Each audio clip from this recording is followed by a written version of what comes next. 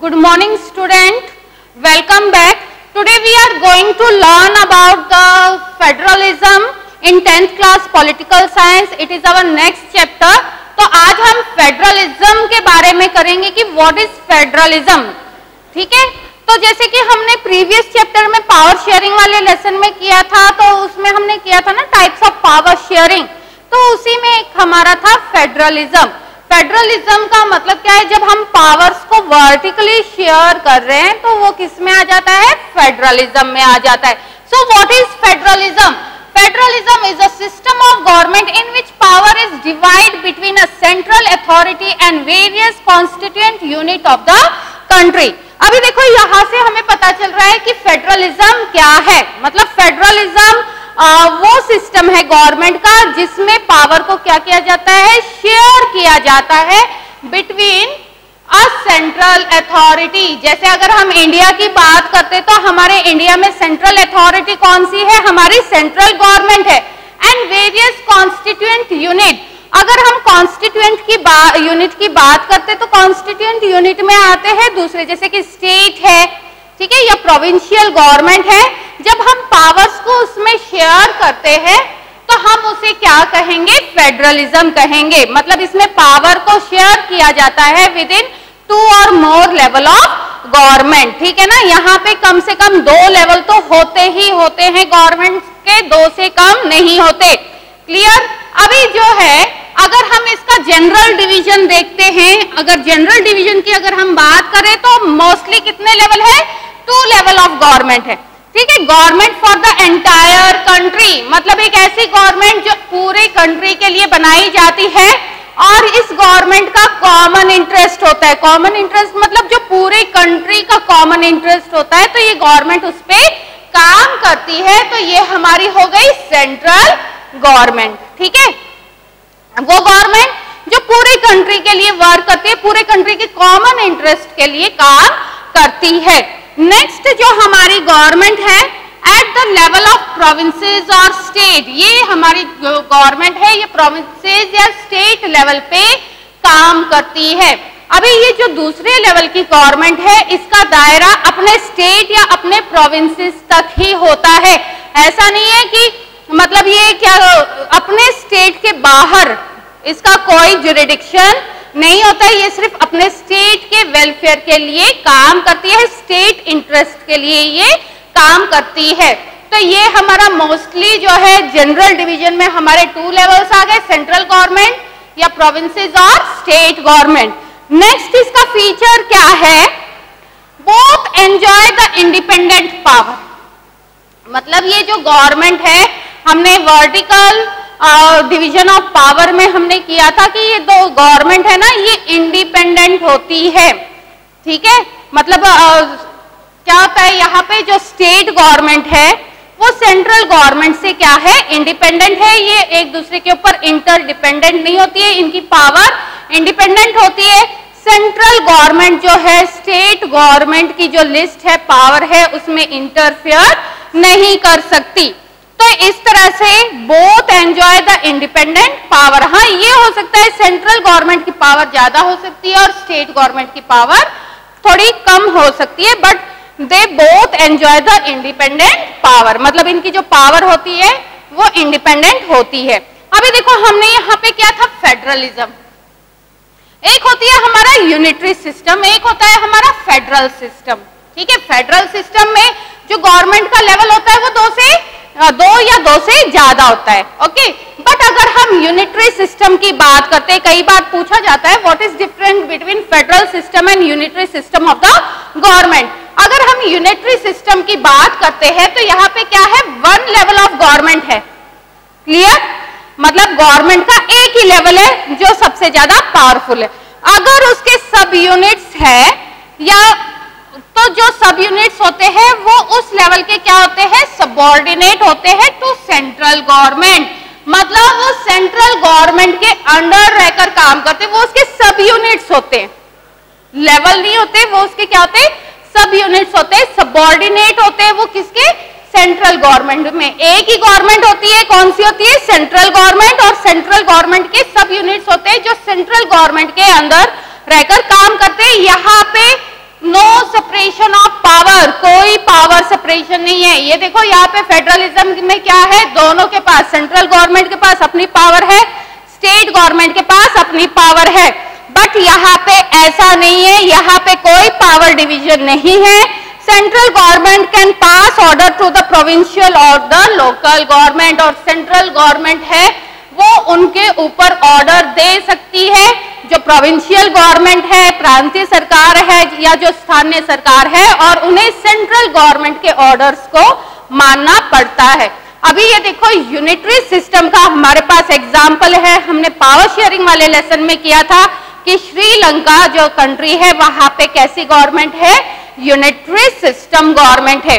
और बेल्जियम में कैसा सिस्टम है, फेडरलिज्म है, बिकॉज वहां पे two or more than two level of government है। वहां पे सेंट्रल गवर्नमेंट है, सेंट्रल गवर्नमेंट की अपनी अथॉरिटी है, स्टेट गवर्नमेंट है, स्टेट गवर्नमेंट जो है वो सेंट्रल गवर्नमेंट से भी वहां पे पावरफुल है, इंडिपेंडेंट है, वहां की अपनी एक कम्युनिटी गवर्नमेंट है।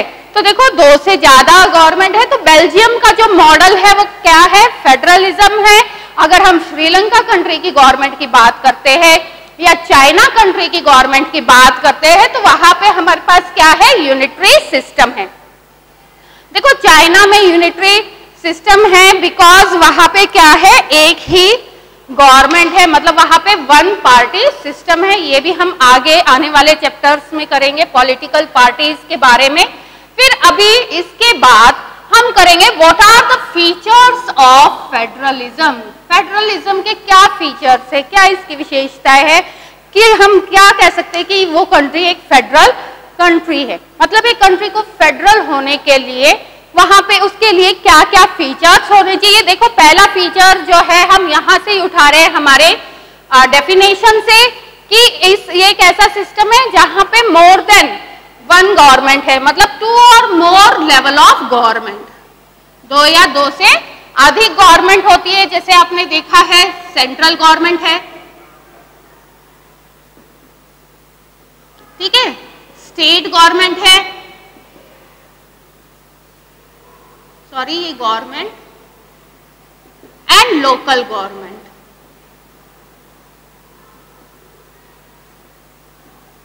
क्लियर?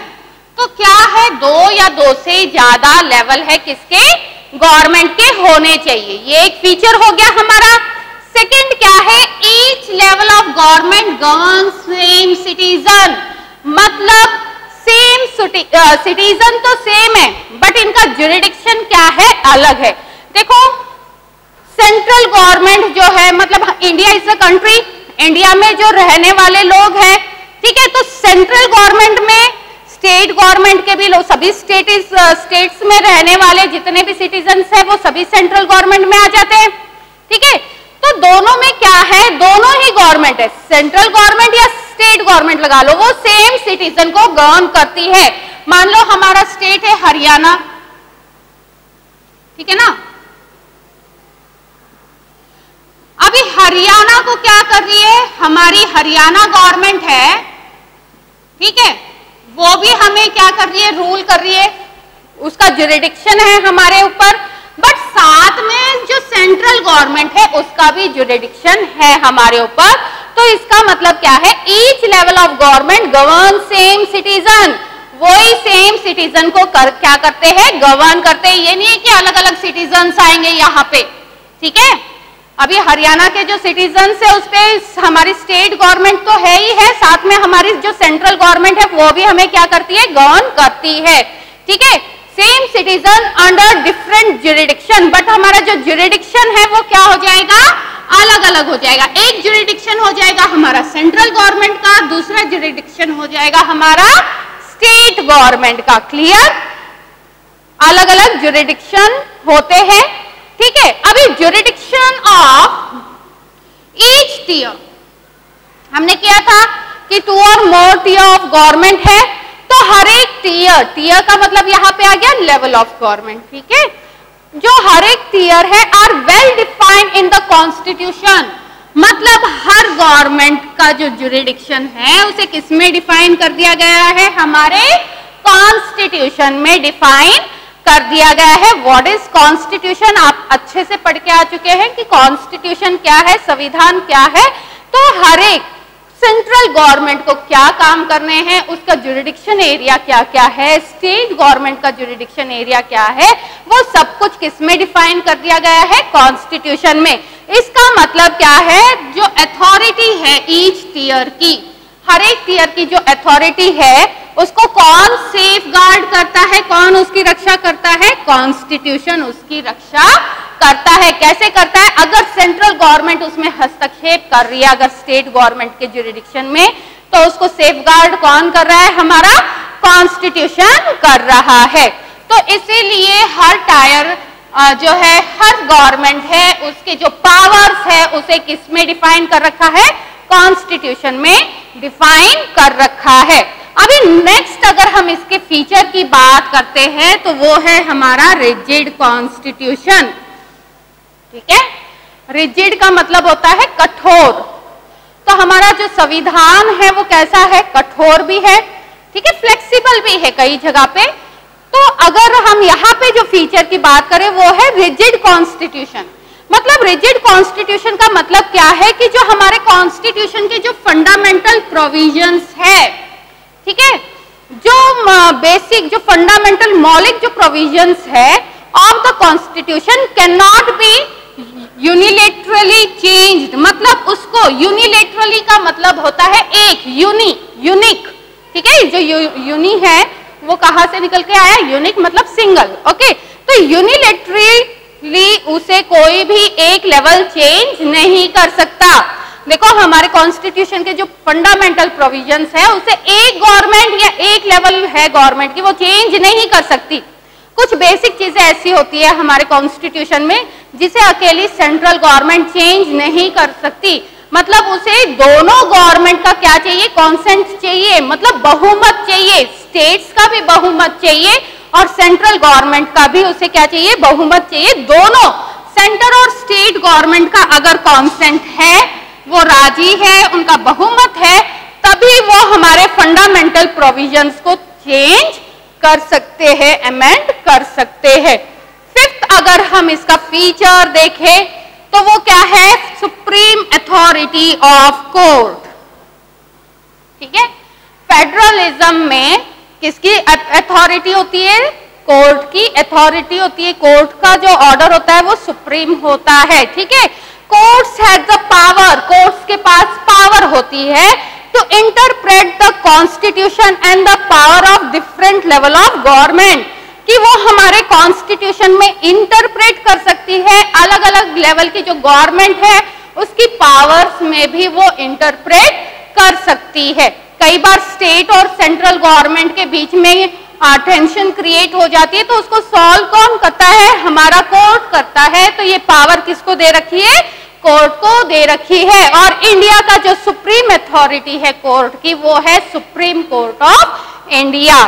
ठीक है ना, हमारी जो हाईएस्ट कोर्ट अथॉरिटी है कंट्री की वो उसका नाम क्या है, सुप्रीम कोर्ट ऑफ इंडिया, क्योंकि सुप्रीम कोर्ट ऑफ इंडिया हमारे कॉन्स्टिट्यूशन को क्या कर रहा है, सेफगार्ड कर रहा है। और कॉन्स्टिट्यूशन में ये सारी कौन सी गवर्नमेंट कैसे काम कर रही है, सबकी पावर्स यहाँ पे लिखी हुई होती है, डिफाइन की हुई होती है। नेक्स्ट अगर हम इसका फीचर देखते हैं तो वो है ड्वेल ऑब्जेक्टिव्स। ठीक है ना, मतलब इसके दोहरे ऑब्जेक्टिव्स है। वो क्या है, एक तो ये है, देखो ड्वेल हो गया, ठीक है ना, to safeguard and promote the unity of the country. पहला ऑब्जेक्टिव क्या है कि हमारा जो फेडरल सिस्टम है वो क्या करता है, एक देश की एकता को सपोर्ट करता है, उसे बनाए रखने का काम करता है, उसे प्रमोट करता है, किसे, यूनिटी को। ठीक है, दूसरी तरफ to accommodate the regional diversity, साथ में वो क्या कर रहा है, रीजनल डाइवर्सिटी को भी सेफगार्ड कर रहा है। देखो कई जगह पे क्या होता है, अगर हम रीजनल डाइवर्सिटी को प्रमोट करते हैं, एकोमोडेट करते हैं, तो उससे क्या होता है, देश की यूनिटी को खतरा हो जाता है। बट यहाँ पे क्या है कि वो एक तरफ तो देश की यूनिटी को प्रमोट कर ही रहा है, दूसरी तरफ it accommodate the regional diversity. इस तरह से हमारा जो कंट्री का जो फेडरल सिस्टम है वो और भी क्या हो जाता है, मजबूत हो जाता है। तो ये थे हमारे फीचर्स ऑफ फेडरलिज्म। एग्जाम में ये क्वेश्चन काफी बार आता है, what are the features of federalism. ठीक है, हमारा व्हाट इज फेडरलिज्म हो गया, what is difference between federal system and unitary system of government हो गया हमारा, and what are the features of federalism हो गया है। अभी हम करेंगे टाइप्स ऑफ फेडरलिज्म। देखो हर एक जो टॉपिक है ये बहुत इंपॉर्टेंट है।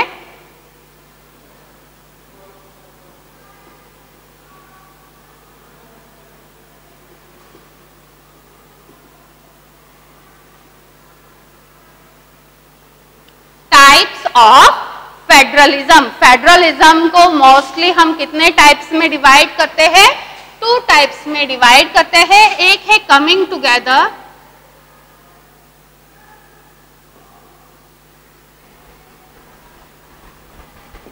कमिंग टुगेदर फेडरलिज्म, और दूसरा हमारा है होल्डिंग टुगेदर।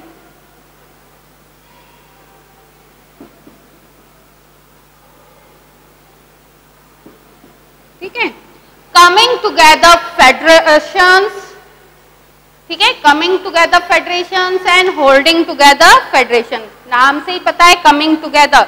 कमिंग का मतलब क्या है? यहाँ पे क्या है कि जो अलग अलग स्टेट्स हैं, क्लियर, जो अलग अलग स्टेट्स हैं वो आपस में आगे आकर खुद, ठीक है ना, खुद आगे आकर क्या बनाते हैं? फेडरलिज्म बनाते हैं। क्लियर, मतलब जो भी स्टेट्स हैं वो इनिशियली मतलब अपने इंटरेस्ट से आगे आते हैं, ठीक है ना, और कहते हैं कि हमें क्या बनाना है? एक फेडरलिज्म फॉर्म करना है, ठीक है ना। ये स्टेट्स जो होते हैं ये इंडिपेंडेंट होते हैं। क्या होते हैं? ये इंडिपेंडेंट होते हैं, ठीक है। यहाँ पे स्टेट्स क्या होते हैं? इंडिपेंडेंट होते हैं, और ये एक साथ आकर अपना खुद का एक फेडरलिज्म तैयार करते हैं। ये नहीं है कि ये किसी सेंट्रल अथॉरिटी के अंडर में है, ऐसा नहीं है। तो इसको हम क्या कहेंगे? कमिंग टुगेदर फेडरलिज्म कहेंगे। देखो अलग अलग स्टेट्स है और आके अपना क्या बना रही है? एक फेडरलिज्म है, फेडरेशन है, या एक बड़ा यूनिट है, उसको फॉर्म कर रहे। तो इसका पहले क्या इसका आएगा? अंडर दिस फर्स्ट पॉइंट अगर हम देखें इसमें, किसमें? कमिंग टुगेदर में। कमिंग मतलब सभी आपस में आके अपनी एक टीम बना रहे, अपना एक फेडरेशन बना रहे हैं। तो इसमें क्या है? Under this independent states comes together to form a bigger unit, ठीक है ना। मतलब ये सब एक साथ आकर और ये अपना to form their own, sorry, form their own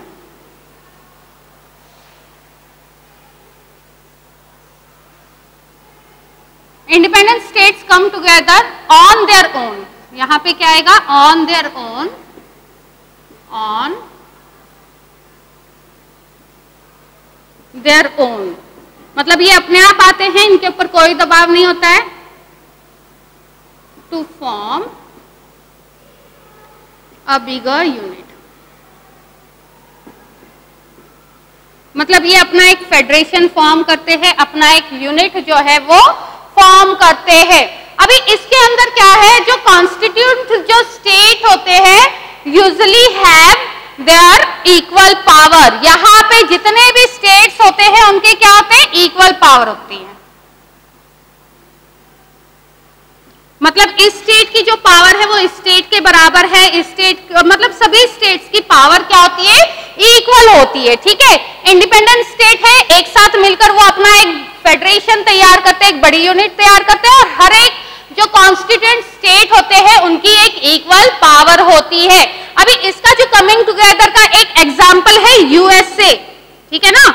USA जो कंट्री है उसमें अबाउट 50 या उसके आसपास 52 के आसपास क्या है? स्टेट्स है, और वो छोटे छोटे स्टेट्स थे। देखो यूनाइटेड स्टेट्स ऑफ अमेरिका बोलते हैं हम, यूनाइटेड स्टेट्स, क्योंकि ये सभी स्टेट्स क्या हो गए हैं, यूनाइटेड हो गए, ठीक है ना। अमेरिका के ये कुछ स्टेट्स क्या हो गए हैं, यूनाइटेड हो गए हैं और अपना इन्होंने एक फेडरेशन बनाया है, इसीलिए हम इसे क्या कहते हैं, यूनाइटेड स्टेट्स ऑफ अमेरिका कहते हैं, क्योंकि ये स्टेट्स जो थे ये छोटे छोटे स्टेट्स हैं, इनके अपनी स्पेशल पावर है, बट अपने खुद के प्रोटेक्शन के लिए इन स्टेट्स ने क्या किया है, अपने आप आकर इन्होंने अपना एक फेडरेशन, एक बिगर यूनिट जो है उसको बनाई है, तो हम इसे कहेंगे यूनाइटेड स्टेट्स ऑफ अमेरिका, क्योंकि यहाँ पे स्टेट्स क्या हुए हैं, यूनाइटेड हुए हैं ऑन देयर ओन, मतलब उनके ऊपर कोई प्रेशर नहीं था, क्लियर, अपने आप आए हैं। इसी तरह का दूसरा एग्जाम्पल है स्विट्जरलैंड और नेक्स्ट हमारा एग्जाम्पल है ऑस्ट्रेलिया।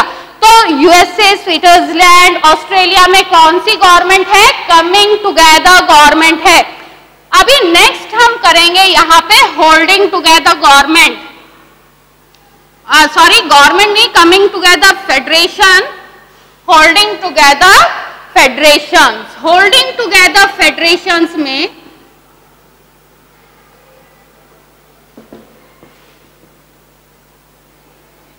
ये क्वेश्चन बहुत आता है एग्जाम में, what is different between coming together and holding together federations.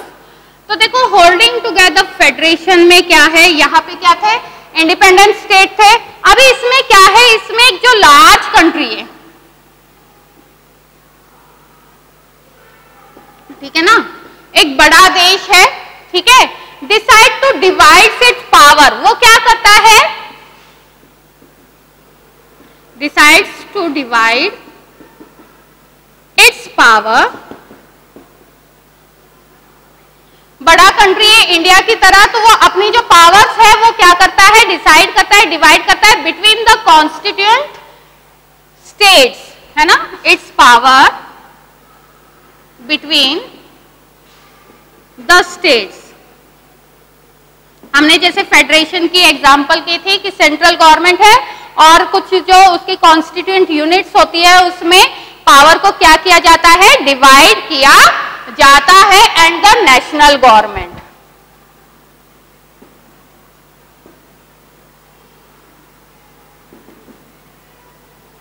ठीक है, यहां पे एक बड़ाई कंट्री है, मतलब होल्ड कर रही है। अभी ये एक कंट्री है जैसे कि इंडिया, ठीक है ना, इंडिया में कैसी है, होल्डिंग टुगेदर फेडरेशन है। अभी इंडिया क्या कर रही है, स्टेट्स को होल्ड करके रख रही है, ठीक है, इंडिया होल्ड कर रही है स्टेट्स को। हमारी जो सेंट्रल गवर्नमेंट है वो क्या कर रही है, स्टेट्स को होल्ड करके मतलब पकड़ के रखा हुआ है। तभी तो इंडिया में देखो इतनी डाइवर्सिटी होने के बाद भी, India is rich in diversity, India is blessed in diversity, but there is unity. Unity क्यों है, बिकॉज हमारे यहाँ पे क्या है, होल्डिंग टुगेदर फेडरेशन है। हमारा जो कंट्री है उसने पावर को डिस्ट्रीब्यूट कर दिया है स्टेट गवर्नमेंट में और नेशनल गवर्नमेंट में। यहाँ पे नेशनल गवर्नमेंट का मतलब है एक पूरे कंट्री की गवर्नमेंट, सेंट्रल गवर्नमेंट, ठीक है, अंडर द सेंट्रल। अभी यहाँ पे क्या है, अगर होल्डिंग टुगेदर फेडरेशन में क्या होती है, जो नेशनल गवर्नमेंट होती है वो क्या होती है, मोर पावरफुल होती है। मतलब यहाँ पे क्या है, जो पावर्स है वो इक्वल डिस्ट्रीब्यूटेड नहीं है, ठीक है ना। किसी स्टेट्स के पास बहुत ज्यादा पावर है और किसी स्टेट्स के पास बहुत कम पावर है, बट सेंट्रल जो गवर्नमेंट होती है उसके पास वो ज्यादा पावरफुल होती है, किससे, स्टेट गवर्नमेंट से, ठीक है। अभी देखो आपने उसके बारे में सुना होगा ना, हमारे जम्मू एंड कश्मीर के बारे में, ठीक है। तो जम्मू एंड कश्मीर को एक स्पेशल पावर दे रखी थी जो पिछले साल क्या कर दी गई है, हटा दी गई है। तो इस तरह से होल्डिंग टुगेदर फेडरेशन में क्या होता है कि कंट्री जो है वो स्टेट्स को क्या करता है, होल्ड करके रखता है ताकि वो अपनी यूनिटी को बनाए रखे, और होल्ड करने के लिए वो अपनी पावर्स को इन स्टेट्स में क्या करता है, डिस्ट्रीब्यूट करता है। जैसे कि इंडिया है, स्पेन है, और हमने पढ़ा था बेल्जियम के बारे में पावर शेयरिंग वाले लेसन में। देखो बेल्जियम का जो एग्जाम्पल है ना, वो भी यहाँ पे क्या है, सुटेबल एग्जाम्पल है, क्योंकि बेल्जियम की गवर्नमेंट ने भी क्या किया कि सेंट्रल गवर्नमेंट बनाई, उसको कुछ पावर्स देती, स्टेट गवर्नमेंट को अलग से पावर दी, साथ में वहां की जो है कम्युनिटी गवर्नमेंट है उसकी अपनी पावर्स है। तो ये हमारा हो गया टाइप्स ऑफ फेडरलिज्म। तो आज का टॉपिक हमारा यहीं पे खत्म हो रहा है। अगर आपको कोई डाउट है तो आप इसे कमेंट बॉक्स में दे सकते हैं।